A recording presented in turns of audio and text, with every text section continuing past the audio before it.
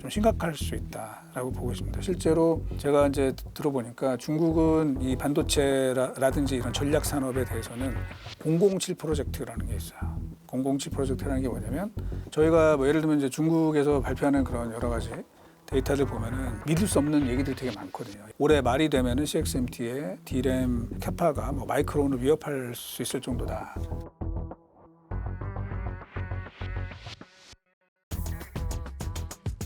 특별한 경제 강의 머니 특강. 안녕하세요, 주식 초등학교 구독자 여러분. 저는 오늘의 특강을 맡은 이승우입니다. 일단 브로드컴은 아시겠지만 이제 AI 반도체 업체로 좀 부각이 많이 되고 있습니다. 그래서 이번에 추가가 된 거는 그거죠. 결국 AI는 계속 진화할 것이다. 그리고 또 반도체의 중요성이 그만큼 높다. 두 가지로 볼 수 있고, 이제 또 하나는 그동안에 엔비디아의 독점력이 너무 컸는데 시장에서 그 엔비디아의 뒤를 이을 또 새로운 스타를 좀 요구하고 있다. 이런 점들이 반영된 거 아닌가 생각을 합니다. 가장 중요한 거는 지금 현재 AI는 엔비디아가 만든 세상에서 지금 움직이고 있는데, 뭐 매출액이나 기타 뭐 이익 측면에서 이제 더 큰 기업들이 있잖아요. 뭐 애플이라든지 마이크로소프트 같은 업체들은 자기네가 주도하는 어떤 생태계를 좀 만들고 싶어합니다.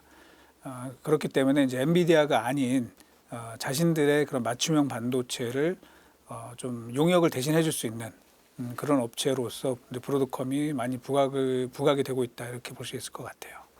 물론 이제 중요한 키워드가 되긴 할 텐데 그 엔비디아의 독점이 과연 깨질 것이냐, 그렇게는 안 보거든요. 왜냐하면 지금 브로드컴과 엔비디아의 매출액 차이는, 특히 AI 쪽에서 매출액 차이는 한 10배 정도 차이가 납니다.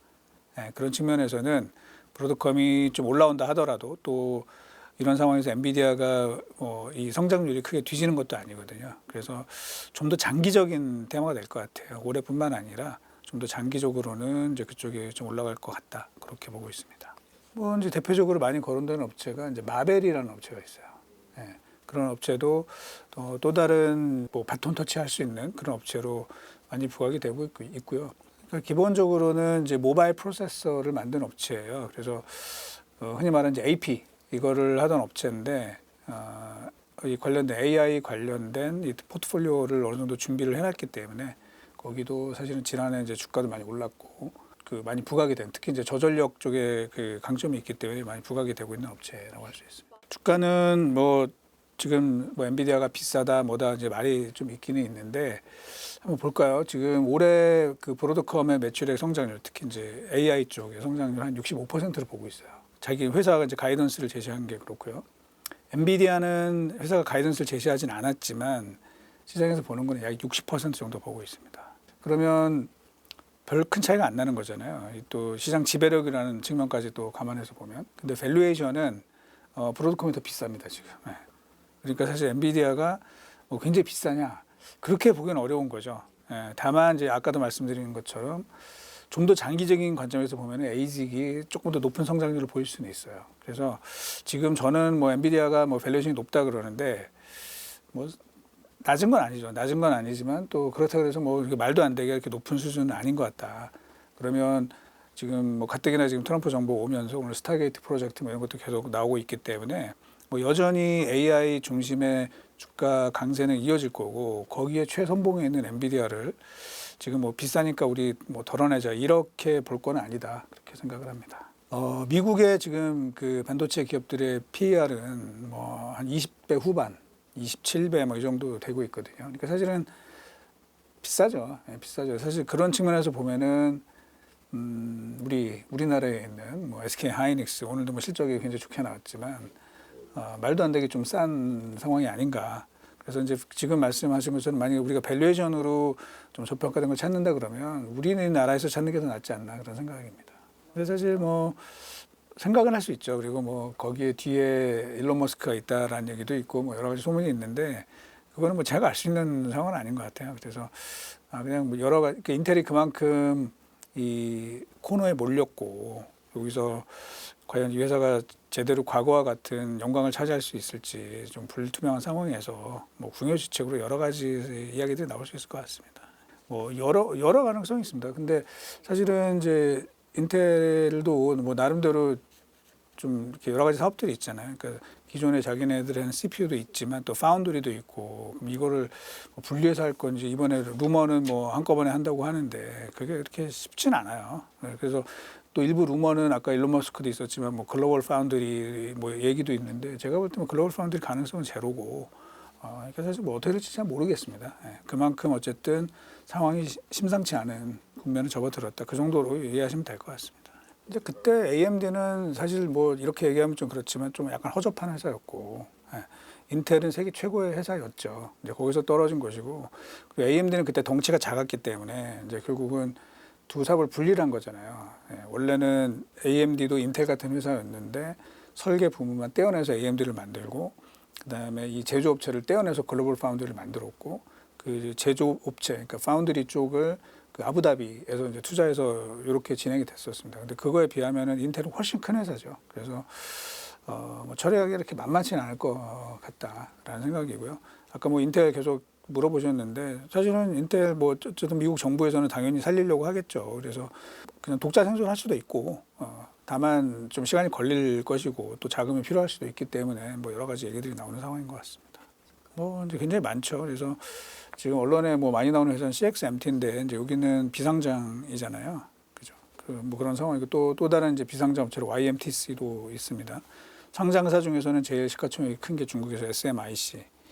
여기를 봐야 될 거고 그 이외에도 이제 제가 관심 있게 보는 회사들은 나우라 테크놀로지라는 이제 장비 회사가 있고요. 또 AMEC이라는 역시 장비 회사입니다. 그러니까 중국은 정책적으로 소부장을 자체 이 경쟁력을 키우기 위해서 이쪽에도 지원을 많이 하고 있습니다. 그 이외에도 중국의 엔비디아라고 할 수 있는 회사들이 있습니다. 하이곤이라는 회사도 있고요. 또 캠브리콘이라는 회사도 저희가 계속 좀 예의주시해야 되고 또 하나는 이제 전 세계에서 보면은 이미지 센서 하면은 보통 이제 소니를 첫 손에 꼽고 다음으로 이제 삼성전자를 꼽고 있는데 그 다음으로 이제 꼽는 회사가 중국의 윌 세미컨덕터라는 회사가 있습니다. 여기는 어쨌든 그 이미지 센서라는 분야에서는 세계 빅3에 들어섰기 때문에 이런 회사들도 계속 좀 예의주시해야 되는 그런 기업들로 보고 있습니다. 사실 이 회사가 비상장 기업이고 지금 언론에 뭐 여러 가지 얘기들 나오는데 이거를 뭐 다 믿기도 어렵고 또 안 믿을 수도 없고 이제 이런 상황입니다. 저희가 뭐 예를 들면 이제 중국에서 발표하는 그런 여러 가지 데이터를 보면은 믿을 수 없는 얘기들이 되게 많거든요. 예를 들면 이번에도 GDP 5% 성장했다 하지만 실제는 아닌 것 같다 뭐 이런 얘기들도 굉장히 있잖아요. 그래서 CXMT 관련해서도 뭐 제가 그 회사를 가본 것도 아니고 사실 데이터도 없어요. 사실 공식적인 회사의 재무제표도 없는 상황이고 그러니까 이제 시장 조사 기관들 내지는 이제 중국 언론 을 통해서 나오는 자료들이고 그래서 이제 일부에서는 그런 게 있잖아요. 뭐 올해 말이 되면은 CXMT의 D램 캐파가 뭐 마이크론을 위협할 수 있을 정도다. 그거를 참 믿기가 어렵죠. 왜냐하면은 실제 저희가 받아본 데이터 그 시장 조사 업체들이 자기네들이 나름대로 조사한 뭐 그것도 100% 믿기는 어렵지만 그걸 보면은 작년에 CXMT의 시장 점유율은 한 4% 5% 그 정도 사이거든요. 뭐 캐파가 과연 이렇게 많은 거는 같아요. 왜냐하면 장비를 그렇게 많이 사간 거는 맞는 것 같아요. 하지만 그게 정말 다 생산에 풀리 다 돌아가서 물량이 나오는지 이런 것들은 조금 더 확인이 필요하다. 다만 무시할 수 없는 그런 투자가 진행되고 있는 건 사실이다. 그 정도로 보고 있습니다. 위협이 되죠. 당연히 되고 지난번에 삼성전자가 3분기 실적 발표에서 그 얘기를 공식적으로 언급을 했습니다. 중국 업체가 최근에 DDR4 물량을 많이 만들어내면서 삼성의 점유율이 좀 떨어지고 있고 그것 때문에 가격도 좀 빠지고 있고 그것 때문에 실적이 우리가 좀 영향을 받고 있다 이런 얘기를 했어요. 그래서 실제로 그 이후에 메모리 주가가 폭락을 했죠. 최근 올해 들어서는 지금 하이닉스, 마이크론 주가 많이 올랐지만 기억나실 겁니다. 작년 10월부터 해가지고 12월까지는 되게 안 좋았거든요. 그래서 그런 부분들은 저희가 뭐 계속 예의주시해야 되는 상황이다. 조금 더 확인이 필요한 그 분야고요. 특히 이제 HBM과 관련해서도 실제 이제 물량들 좀 확인을 해야 됩니다. 이제 지금 이 CXMT가 만든 게 HBM2라고 이제 저희는 보고 있고 여기 아마 하웨이의 스마트폰이나 하웨이의 그런 서버 쪽에 이제 들어갈 걸로 추정이 되는데 뭐 아직은 공식 확인된 건 아니라서 이제 조금 확인이 필요할 거고 오늘 하이닉스 컨퍼런스 콜에서도 그 질문이 나왔는데 뭐 마찬가지로 뭐 아직은 뭐 자기네랑은 거리가 있다. 다만 계속 예의주시한다. 뭐 이런 정도로 좀 봐야 될 것 같습니다. 그러니까 이제 정부가 되게 지원을 적극적으로 해주는 거죠. 그래서 돈에 대한 지원도 있고 또 실제로 이제 연구 개발 인력들이 되게 많고 그쪽에서 되게 지금 말씀하신 것처럼 전방위적으로 진행이 되고 있고 반도체 소부장 쪽에서도 좀 전략적으로 계획적으로 좀 겹치는 걸 최소화하면서 좀 밀어주고 있는 것 같아요.